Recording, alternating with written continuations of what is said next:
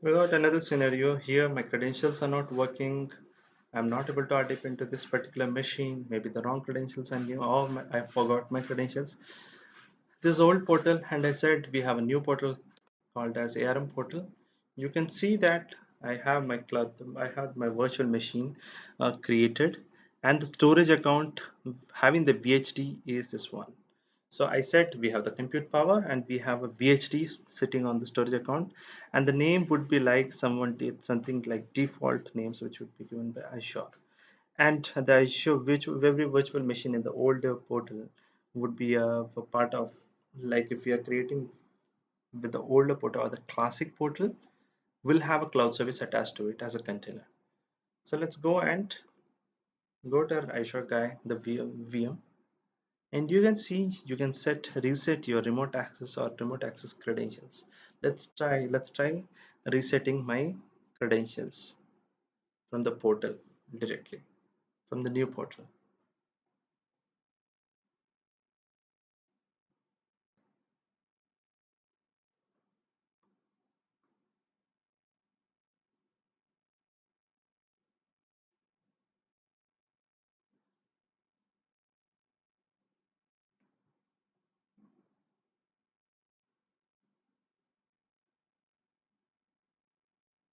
Let's reset and try again with the credentials if you are able to log into it or not. Sometimes what happens, like the RDP credentials get corrupt, or your machine is not making, you are unable to make RDP into your machines. So in that time you just come and just reset your remote access. You can use your older credentials and it won't change your credentials, but it would just reset the connection. Let it happen.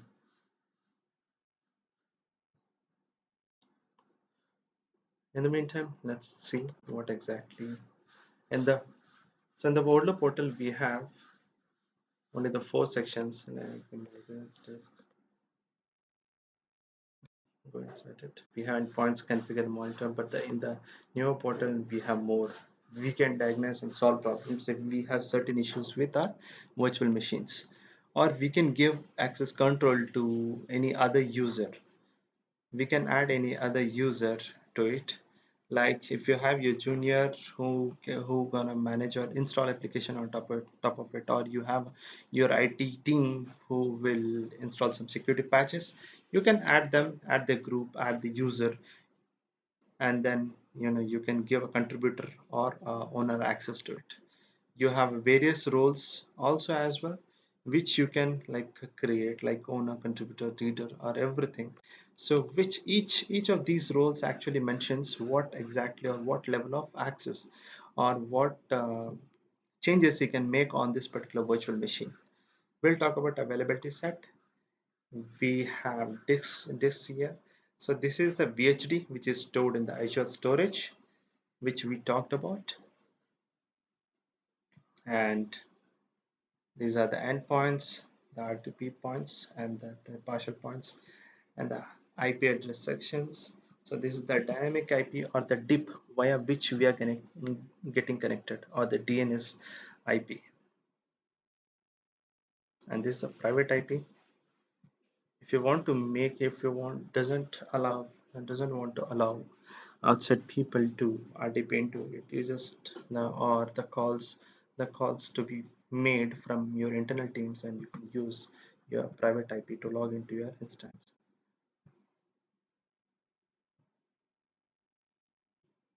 You have sizes, and increase your size. You have properties. You can see the complete properties of this particular virtual machine. So you have resource ID, concept, everything. In new ARM, I'll be explaining them in later part. And this is my subscription name, pay as you go, and the subscription ID, and the image name. This is the image name. You can see this is a Windows Server 2012 R2. As I said that the VHDs, whatever, or the Windows Server R 2012 R2, or whatever image type you select, it would be copied from Azure repos, VHD repos. So that particular repo, the VHD file, the repo name is this one, which the Azure stores. And you can enable diagnostics to onto this VM. Just clicking on you'll have diagnostics onto it. And this diagnostic can collect for you, like you can store this diagnostic logs in your config storage account. You can have, or you can store in the same account where you have your VHD sitting it. With that, you can see the storage account as PR portal VHDs. Inside this you have the VHDs, everything. So you can select what particular metrics you want about your virtual machine, how it is running, how the network bandwidth it's coming down or going up, or if you have a ASP.NET application, what are the ASP.NET metrics we have, the pool capacity, everything. Or if you just want to take up the Windows event system logs, everything into a Windows Azure storage account. You doesn't need to log in and go to the event manager to check what exactly the issue, and you doesn't need to give access to people or IT team to check what exactly happened to my VM.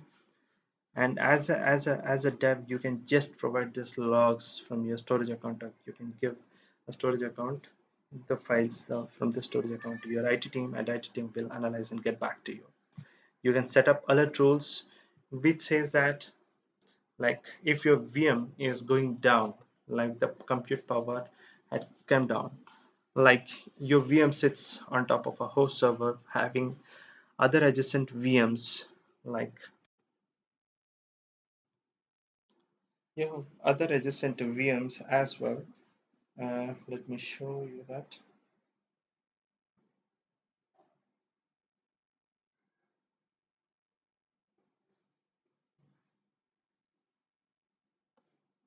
You have other adjacent VMs which actually sits on the same host server where you have hosted your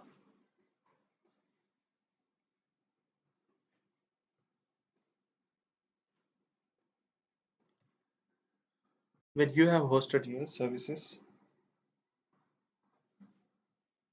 where you have hosted your virtual machine. So what can happen is the network traffic can, just